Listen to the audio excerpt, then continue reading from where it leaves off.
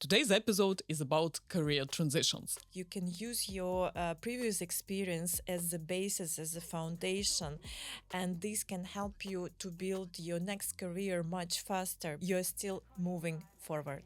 They don't know actually themselves well, that they don't know what they want to do. This is the biggest challenge. In the test, which I mentioned, there is a section which is called Learn Behaviours, which actually shows you something which you were told to do since your childhood, and you just learned these patterns, these certain behaviors, and this is not something which you would do as a person. Any crazy thing you always dreamt about, but you didn't happen to do yet.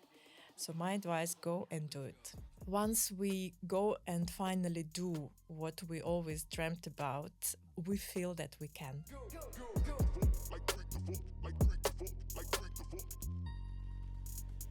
But according to our investigators' report, Hi everyone, my name is Varia and this is Shameless Careers, a podcast about building a career you love.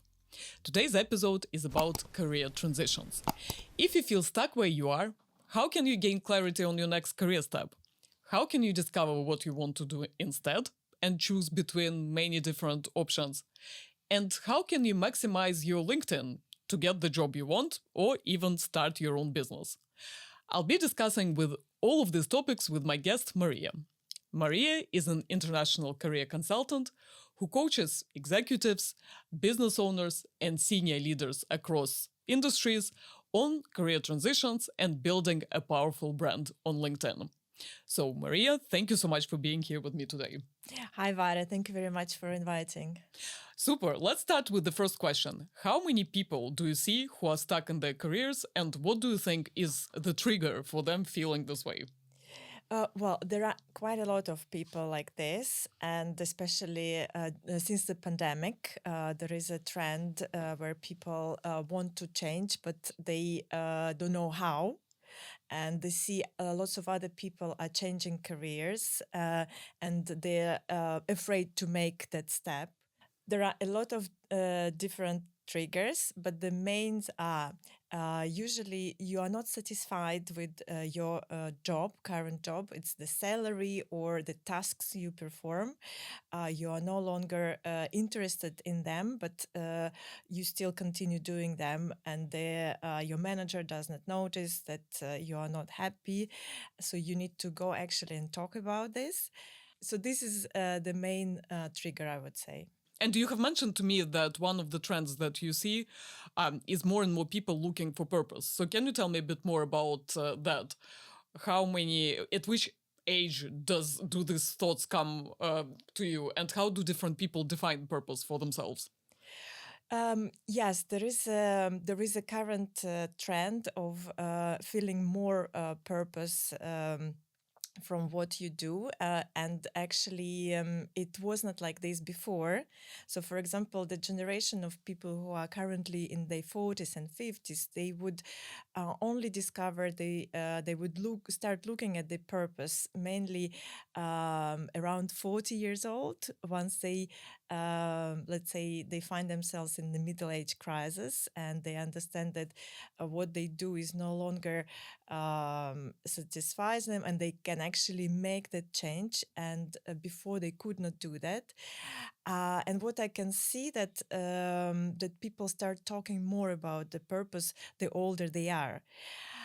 But at the same time, there is an interesting trend that the younger generation, professionals in the 20s, early 20s, who are raised up by more, let's say, conscious parents who followed their child's, let's say, talents, and they would allow them to do more things than, let's say, the older generation would be allowed to do in the childhood. So I would say that these young professionals in their 20s, they are putting the purpose before any, let's say, financial aspects of the job they do. And they, instead of going to work in a bank, they are happily going to work as a web designer, freelancer. They decide to travel the world and work as a digital nomad because it fills their purpose. And they, let's say, a little bit more braver than older generation who probably would want to do that but never done this. Interesting. So it sounds like for older generations, the moment of purpose comes into play once they have fulfilled the societal program, achieved what they had to achieve. But for younger generation, it almost feels like that's the starting point. Like, I'm choosing a job, what makes me fulfilled? Exactly, yes. Of course, there are quite a lot of people I met who from the early age, they are, let's say, in the 40s and 50s now, and from the early age, they knew what they wanted and they did it. They started building their own business once they were in their 20s, and now they are successful entrepreneurs and business owners, and I'm sure you know some of them.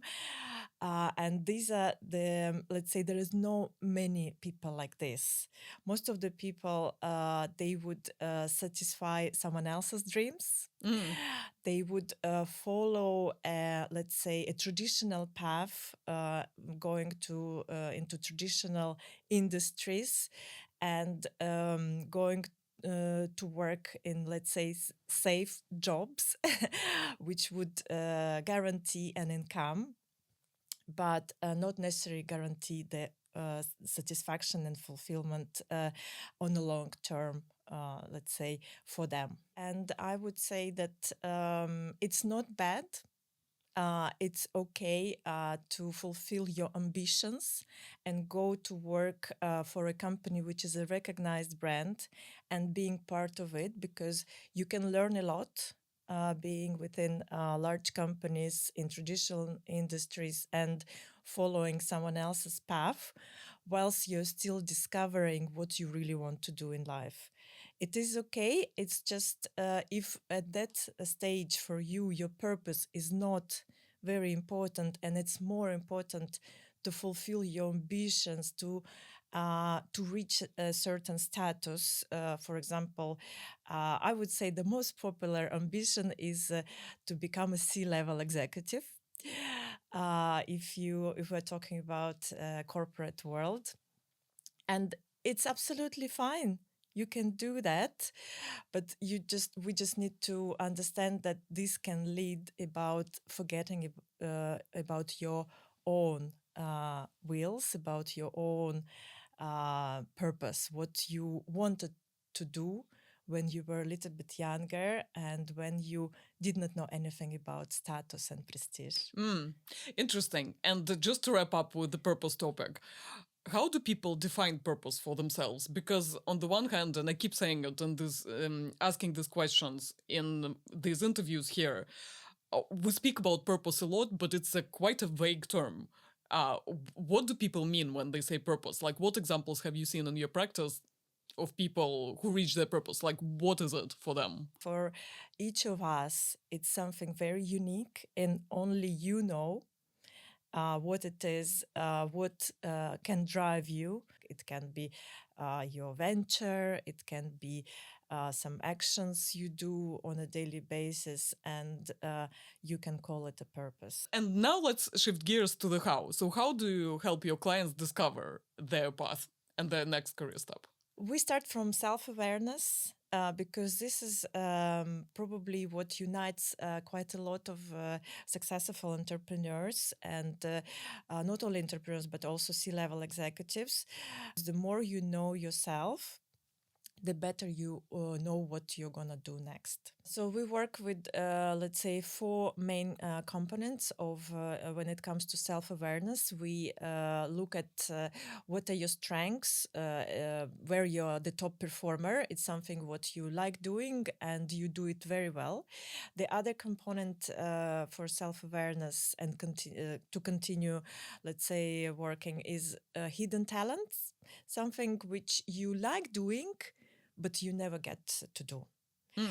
And the third component, learn behaviors. It's something which you used to do, but it's not something which brings you any satisfaction. You're just, let's say, programmed to do this since your childhood. And the last one is weakness. We look at weaknesses, but I don't work with them. I say these are the weakness. You need to be aware of them, but for your growth, for the development, for the transition, we never work with weaknesses because this is not something which can drive you forward. We use strengths for that. And which method do you use to identify all of these aspects? Yeah, there are a few options, and the most efficient one is to take a test. For example, I use a British test, which is designed to discover all these components, and it is developed by British scientists and psychologists with the data on all skills available in the world and all industries. It's called strength assessment. Yeah. Okay, super. We'll attach the link to the test in comments to this episode. Cool. And beyond the test, what are other ways for people to be a bit more aware about all of these topics like strengths, learned behaviors, etc.? It's just to ask other people what are you good at, what they would pay you for. So, or what would they ask you to do if they need a professional? Your friends, your relatives, they come to you and say, "Oh, you're very good at writing." And so they know that you're very good in content writing. They come to you for that. Super. So we have talked about strengths. And now let's take a look at how you're helping people discover what they could be potentially passionate about and want to do. So how do you do it? Well, the very simple way is to actually look at your hobbies, what you do outside your work. And your hobbies, your passion can be your next job. And what if you don't have hobbies? Because a lot of people who are stuck are just working, coming home, taking care of their family, doing admin, exercising, and not having too many hobbies. Yeah, what would you say to them? There are ways you can explore your passions. Is actually you need to start trying everything which you think can be your hobby, because before you try something, you don't know how you're gonna feel whilst you're doing this.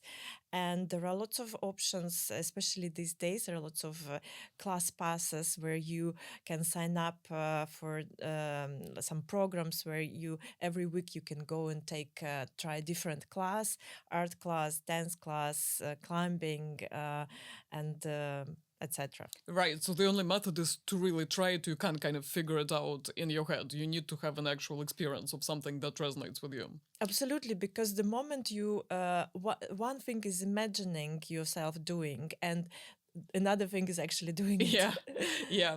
And can you tell me about challenges that people face as they try to discover what they want to do next? Yeah, the main challenge is they don't know actually themselves well, that they don't know what they want to do. This is the biggest challenge. And the reason for that is that they just learned to do something. And in the test, which I mentioned, there is a section which is called Learn Behaviors, which actually shows you something which you were told to do since your childhood, and you just learned these patterns, these certain behaviors, and this is not something which you would do as a person. This is something what other people wanted you to do, and you adapted, you followed that pattern, and this is the main blockage from actually doing what you love to do. Yeah, and that I guess applies to career decisions as well. You may have just chosen a profession because some people told you before that you were influenced in one way or another within this choice. Absolutely. It can be not only, let's say, dreams of your parents and to become someone, but it's also some role models we had in our childhood can form our learned behaviors because you think you want to be like this person, and you start learning to do certain things which you think are going to help you to be that someone. But this is not to be yourself. This is actually to be someone else. Right. Okay, so at this point, the person knows their strengths. They know more or less. They experiment and figure out their next career step. What's next? How do you then guide the person to choose between many different options that exist in the market? Yes, there is, let's say, a model in career coaching, which I use. Usually we start with what do you want? And then we discover what are your skills, what you can do. And the third element is what the market pays for. Can you please elaborate on some examples here? Yes, I can. I can give you an example of myself. How did I become a LinkedIn expert? So my background is in engineering. So I know about algorithms, and I have this STEM background.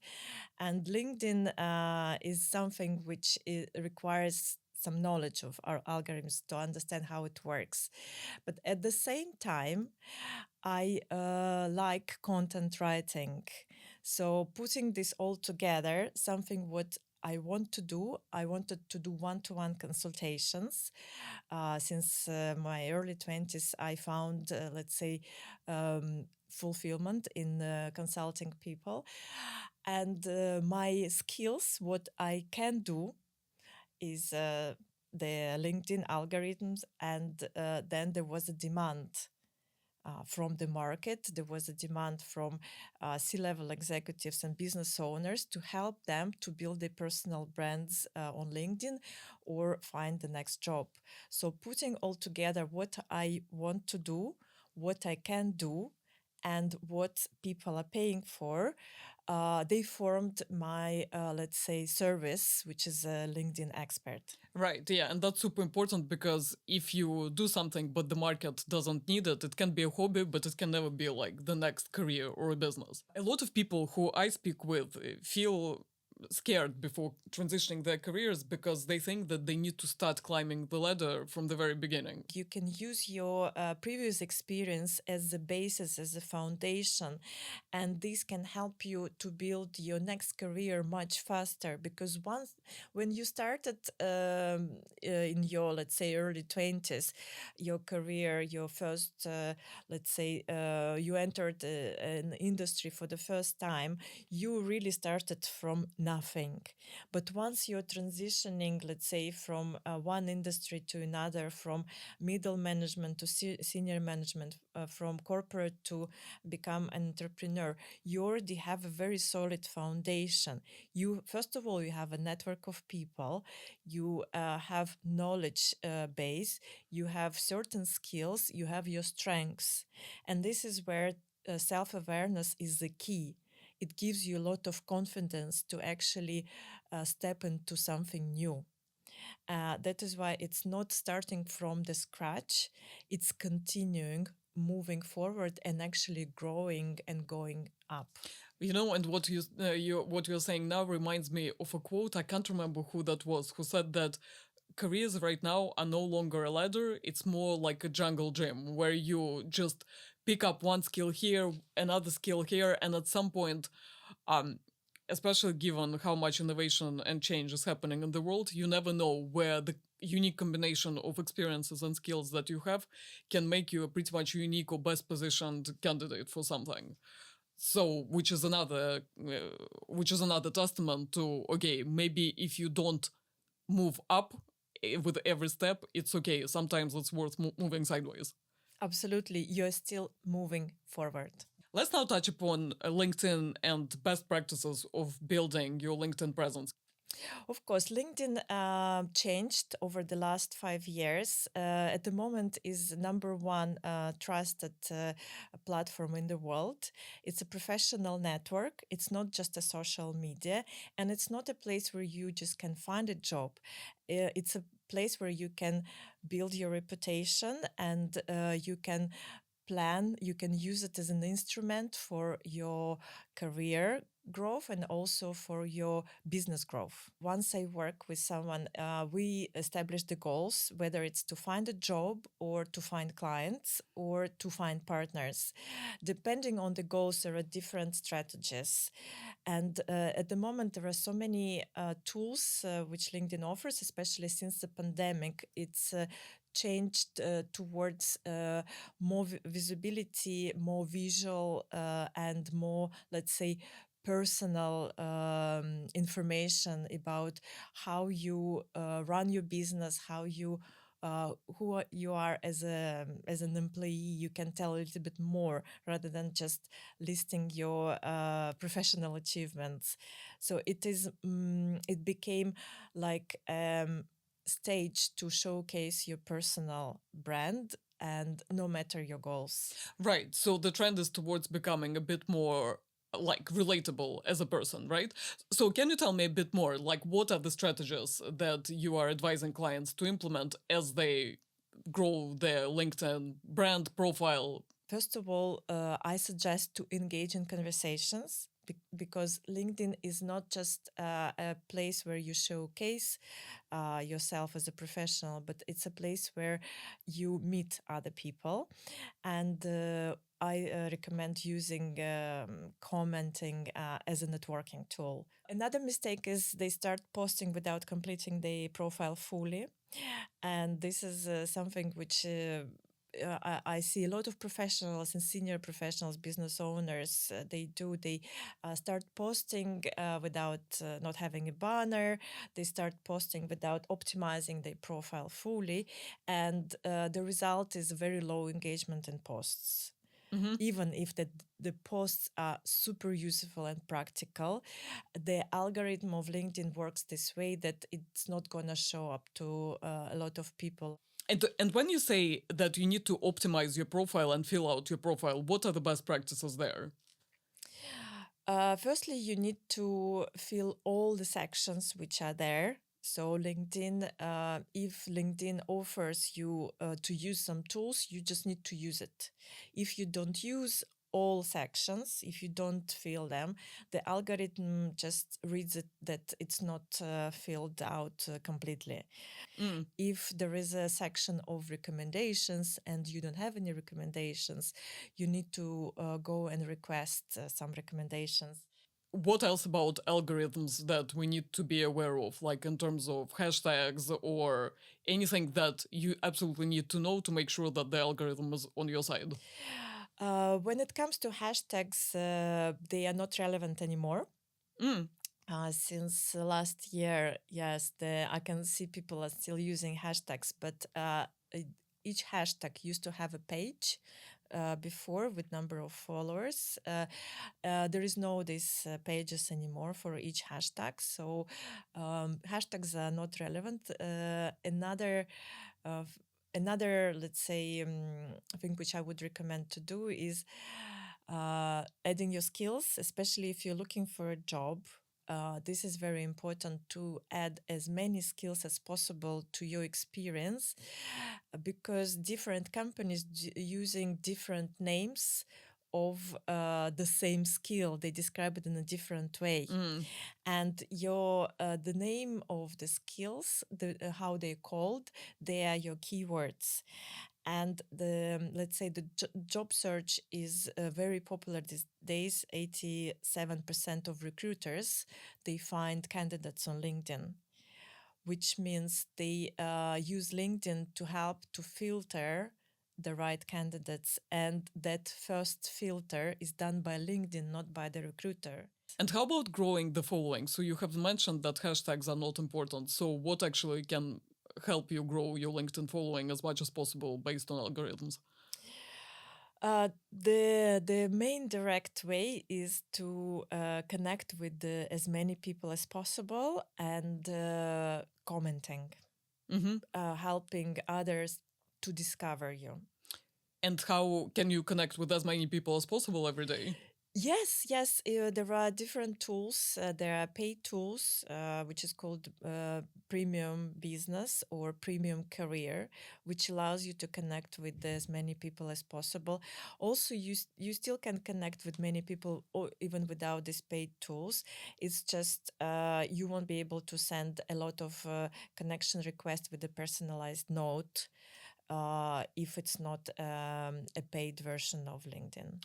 And in terms of the actual contents of what you put in different sections, can it be as simple as putting the same things as in your CV over there, or should you do it a bit differently? I always recommend to do it differently because LinkedIn is actually allows you to tell a little bit more about yourself as a person comparing to the CV. CV is like a factual information about you. You have only 7 seconds to impress a recruiter or HR manager with your skills and achievements. LinkedIn allows you to tell more about your personality, what type of a leader you are, what type of the manager you are, and there are lots of options where you can do it and how you can do it on LinkedIn, comparing it to CV. So LinkedIn is actually an extension to your CV. And last question from my side. If you could give one recommendation of a book, TED Talk that can help people find a fulfilling career, what would this be? Yes, absolutely. There is a great book, actually two books, which was written by Barbara Sher, and it helps you. There are lots of practical exercises in these both books which you can do to increase your self-awareness, to break those learned behaviors pattern, to find out who you are, your find out your identity, to let's say, which is going to help you with your identity crisis, which everyone is going through, no matter the age and no matter the status, what you do.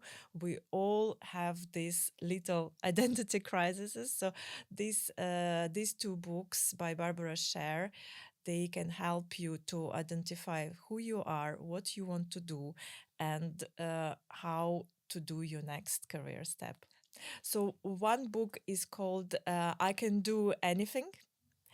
And the other book, which is a great book, it's called Refuse to Choose. And final question. If you had to give one piece of advice to someone who feels stuck in their career, what would it be? I would ask you what you were dreaming of doing for many, many years and you have not done yet. And once you name it, I would suggest to you to go and do it. It could be climbing, it could be parachuting, it could be anything, any crazy thing you always dreamed about, but you didn't happen to do yet. So my advice, go and do it. That's another, let's say, tip how to break learned behaviors. Once we go and finally do what we always dreamt about or what we always wanted to do, we feel that we can. Super. On that note, Maria, thank you so much for being here with me today. Thank you for inviting, Varya. Great questions. It was a pleasure.